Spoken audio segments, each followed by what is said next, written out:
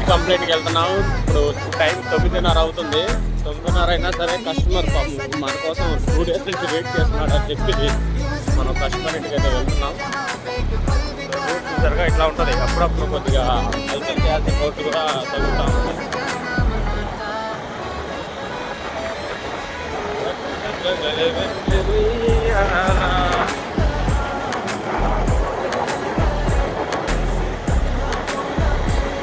ఏదో AC mechanic అందరూ కొద్దిగా చాలా జాగ్రత్తగా ఉండాలి. ఈ మధ్య ఈ పేట మోడల్ గ్యాస్ బాగా తగ్గుతున్నాయి.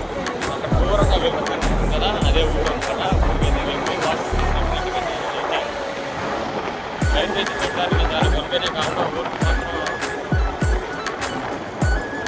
Okay thank you. మాత్రం లైట్ వేసి బాగానే కనపడాలి.